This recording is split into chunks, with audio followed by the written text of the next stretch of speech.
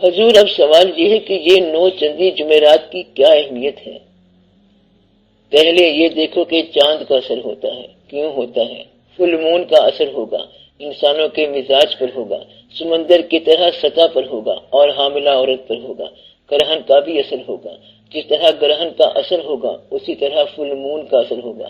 اسی طرح وہ راتیں جو اماوس کی راتیں کہلاتی ہیں، when there is no moon، وہ تاثیر میں ذرا کمزور راتیں ہوتی ہیں، اور وہ جو نیو مون کی راتیں ہیں یہ تاثیر میں طاقتور راتیں ہوتی ہیں۔ تو بچہ پیدا ہو گیا، نیو مون میں پیدا ہو گیا، ادھر سے چاند نکلا اور ایک اور چاند پیدا ہو گیا، یہ کوئی اور ہی کام کرے گا۔ گرہن کے وقت پیدا ہوا تو خاندان کے لیے اللہ اچھا ہی کرے، شاید نہ اچھا ہو۔ سارے واقعات میں آسمان کے مدار ہیں، جیسے چاند کا۔ اس میں ایک 9 چندی جمعرات ہیں اور یہ ایک اہم دن ہے۔ جس طرح دن ہے یہ ہم نے نہیں بنائے، 7 دنوں کے اندر کائنات کا پورا کمپیوٹر پیدا ہو گیا، 7 دنوں کے اندر پورا کیلنڈر آ گیا۔ اب یہ ایسا کیوں ہے؟ جمعرات کیوں ہے؟ اور وائی ناٹ جمعہ؟ عام طور پر بزرگان دین نے ایک دن مقرر کر لیا کہ باقی دن کام کرتے رہیں گے، اس دن وہاں خانقاہ میں جا کے اکٹھے ہو جائیں گے۔ پہلے وہ بیچارے آتے تھے اور پوچھتے تھے کہ بابا جی کہاں ہیں؟ کہتا ہے بابا جی چلے گئے۔ پوچھا وہ کب آئیں گے؟ کہتا ہے وہ کل آئیں گے۔ اس نے کہا یہ تو بڑی پریشانی کی بات ہے، ایک پہلے چلا گیا دوسرا کل آئے گا۔ کہتا ہے کہ کوئی دن مقرر کر لو۔ انہوں نے کوئی اور دن مقرر کیا، انہوں نے پھر کہا کہ کوئی خاص دن مقرر کر لو کہ جمعہ پڑھ کے نکلیں، تو وہ کہتا ہے کہ جمعرات ٹھیک ہے۔ کہتا ہے بابا جی ہم تو مہینے میں ایک دفعہ آ سکتے ہیں، تو پھر تم 9 چندی جمعرات کو آ جاؤ۔ تو سب نے مل کر 9 چندی جمعرات کو مقرر کر دیا۔ اس طرح اس کی اہمیت بن گئی۔ اب اہمیت وہ ہے جو بزرگوں نے دی، تو بزرگوں نے اس کو بزرگ بنا دیا۔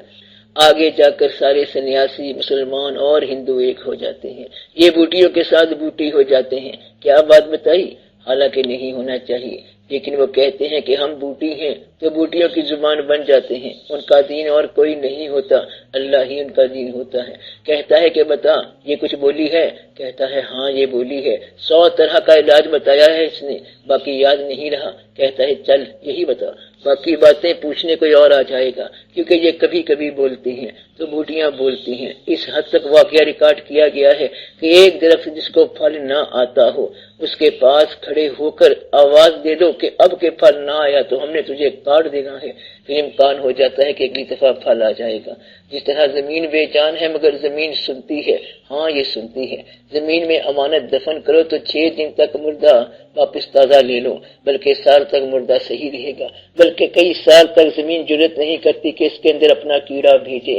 اب زمین جو ہے اس نے سن لی آپ کی بات کہ اے زمین آپ کے پاس ہماری یہ امانت ہے، اس لیے احتیاط کرنا۔ جو زمین دوست چیزیں ہیں انہیں مت بھیجنا، بے شمار چیزیں ہوتی ہیں، سہ ہوتا ہے، کیڑے مکوڑے، پتہ نہیں کیا کیا ہوتا ہے۔ ایک دفعہ میانی صاحب میں مردہ دفن کرنے لگے، اس میں سے جان نکل آیا، اسے مارنے لگے۔ کسی نے کہا اسے نہ مارو، اس نے بڑا کام کرنا ہے، یہاں دنیا تک کے کام مولوی صاحب کریں گے یا پیر صاحب کریں گے، اور اگلا تزکیہ وجود کا وہ یہی کرتا ہے۔ یعنی وجود کا تزکیہ کیا ہوتا ہے؟ وہ جو فالتو ماس ہے اس کی بات ہے۔ عام طور پر فقراء کا جسد خاکی جو ہے وہ محفوظ ہو جاتا ہے، ان کا مقام محفوظ ہو جاتا ہے، باقی کوئی محفوظ نہیں ہے، سارے غیر محفوظ ہیں۔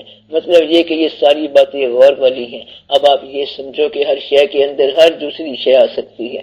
مطلب یہ کہ آپ ایسے انسان ہو اللہ کا ذکر کرتے ہو تو اللہ کو پتہ تو چلتا ہے۔ اس نے فرمایا کہ تم میرا ذکر کرو ہم تمہارا ذکر کریں گے، تم محفل میں کرو گے ہم محفل میں کریں گے، ہم نے پوری محفل لگائی ہے، تم تنہائی میں کرو گے، ہم تنہائی میں کریں گے، تم خفی کرو گے، ہم خفی کریں گے، تم خفی کرو گے، ہم خفی کریں گے، جلی کرو گے ہم جلی کریں گے، جو تم کرو گے ہم بھی وہی کریں گے۔ بندے نے زندگی میں اللہ کو یاد کیا، اللہ نے زندگی کے بعد اس بندے کی یاد قائم کر دی۔ سب لوگ فٹافٹ جا رہے ہیں، کدھر جا رہے ہو؟ داتا صاحب رحمت اللہ جا رہے ہیں، خواجہ صاحب رحمت اللہ جا رہے ہیں، کربلا جا رہے ہیں۔ کربلا کیا ہوتی ہے؟ یاد۔ یاد کا مفہوم آپ کہتے ہو کہ یوں نہیں ہوئی تھی بلکہ کربلا ایسے ہوئی تھی۔ مطلب یہ کہ ایک بات یہ ہو رہی ہے کہ کربلا کیا ہے؟ جس نے اللہ کو یاد رکھا وہ دنیا کی یاد میں آیا، اور ضرور آیا، اور وہ دنیا کی یاد سے بچ نہیں سکتا۔ اللہ کی یہ جو مشینری ہوتی ہے، یعنی انسان، اس نے ہمیشہ ہی اس کو برملا یا تو زندگی میں پہچان لیا یا پھر مرنے کے بعد پہچانا۔ انہوں نے صرف یہ کام کیا تھا کہ اللہ کو یاد رکھا اور لوگوں نے ان کو یاد رکھا۔ یہ آپ کے پاس راز چلا آ رہا ہے، ایسے لوگ بادشاہوں کے محلوں کی پرواہ نہیں کرتے. ایسے لوگ یہاں اب بھی بیٹھے ہوئے ہیں کہ بادشاہوں کے محلوں کے پاس سے گزرے اور کہا کہ بادشاہ وغدا فارغم بحمد للہ. اس کو بادشاہ نے کہا، وزیر اعظم نے کہا کہ ہمارے ہاں چائے پیو، تو اس نے کہا ہم چائے پینا ہی بند کر گئے. اور پھر چھوٹی سی خانقاہ دیکھی تو بولا ٹھہر جاؤ، بابا جی کو سلام کر لیں.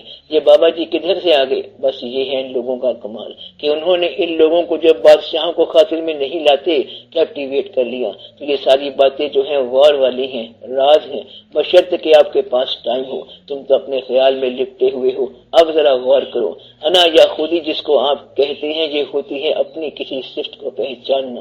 آپ خودی کی تعریف سن لو. خودی کسی شے کا وہ جوہر خاص ہے جس کے نہ ہونے سے وہ شے نہیں ہوتی، اور بہت کچھ ہوتا ہے مگر وہ نہیں ہوتی.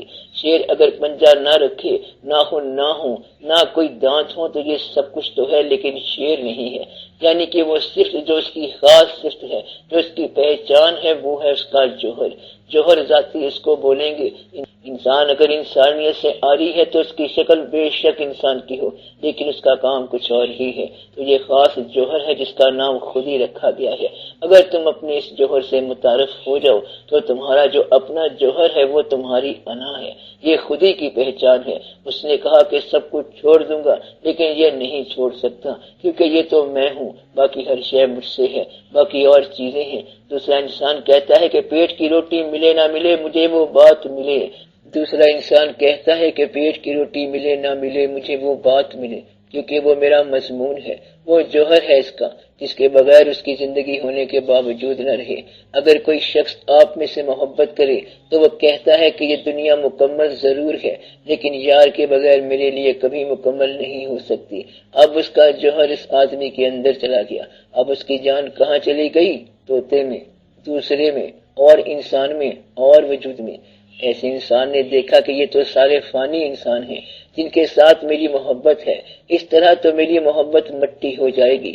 اس نے پھر اس سے محبت کی جو فانی نہیں ہے، اور پھر سب سے بزرگ ہستی کے ساتھ محبت کر لی، اور اس طرح وہ محبت بھی قائم رہ گئی. شاید اس کی وجہ سے وہ آپ بھی قائم رہ جائے. تو قائم سے محبت کرو تو قائم ہو جاؤ. حی قیوم سے محبت کرو گے تو شاید آپ بھی زندگی میں قائم ہو جاؤ. فانی سے محبت آپ کو فنا کر دے گی، باقی سے محبت آپ کو شاید بقا دے دے گی، شاید نہیں بلکہ یقیناً. تو یہ ہے واقعہ، آپ اس پہ غور کرو. غرور ہوتا ہے ایک ایسی صفت جو آپ نے دنیا سے ایکوائر کی ہے، اس کو افتخار کا ذریعہ سمجھنا، اور جو مٹ جائے یا مٹ سکے. مثلا جو دولت ہے، آپ کے پاس بہت دولت آ گئی ہے، پھر آپ نے مزاجن نقلی قسم کی ایک چیز انا پیدا کر لی، یہ عارضی چیز ہے، نکل جائے گی، تو یہ غرور ہے. مطلب یہ کہ وہ جو انہیریٹڈ ہے، اس کے علاوہ کسی بات پر فخر کرنا. خودی جس کو کہتے ہیں وہ اور چیز ہے، لیکن دین والوں کو یہ بتایا گیا ہے کہ ان چکروں میں نہ پڑو کہ خودی کیا ہے، بلکہ یہاں بے خودی اچھی ہے. کہتا ہے نہ پتا ہم کو کہ ہم کون ہیں، اور نہ پتا تمہارا کہ تم کون ہو. اب تو ہمیں یہ بھی پتا نہیں کہ تم کون ہو، جس کے پاس جا رہے ہو اس کا بھی نہیں پتا. مطلب یہ کہ تیرا عشق اس مقام پہ لایا کہ اب نہ تیرا نام رہ گیا اور نہ میرا نام رہ گیا، تو وہ اور مقام ہے. طالبوں کے لیے اور مقام ہے، نہ خودی ہے، نہ انا ہے، نہ غرور ہے، نہ تفاخر ہے، نہ کوئی اور مزاج ہے. ان کا کام ہے بس اللہ کے امر پر چلتے رہنا. کہتا ہے تمہارا نام کیا ہے؟ کہتا ہے متی، امر کا متی. کہتا ہے تیرا نام تو کچھ اور تھا. کہتا ہے کہ میرا نام تو کچھ اور تھا مگر اب متی شیخ ہو گیا. کہتا ہے کہ ادھر کیوں گیا تھا؟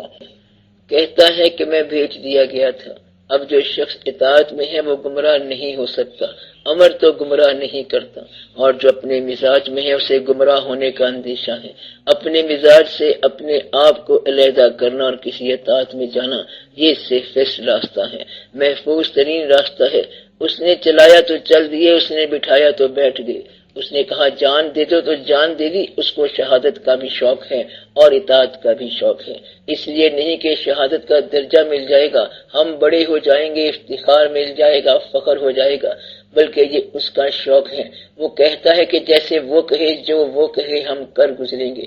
وہ ہنسائے تو ہنسنے کو تیار ہیں، وہ رلائے تو رونے کو تیار ہیں، وہ بلا دے تو اس بات کے لیے تیار ہیں، وہ یاد رکھے تو اس بات کے لیے تیار ہیں. جیسا چاہے جو کرے ہم راضی ہیں. یہ ایسی بات ہے. یہ لوگ بے خودی میں پہنچ جاتے ہیں، چلتے چلے جا رہے ہیں، بعض اوقات اپنا نام بھی پتہ نہیں، یہ اور کہانی ہے۔ ان کا علم اور ہوتا ہے، ان کا علم ہوتا ہے پہچان۔ کہتا ہے کہ کیا علم تیرے پاس ہے؟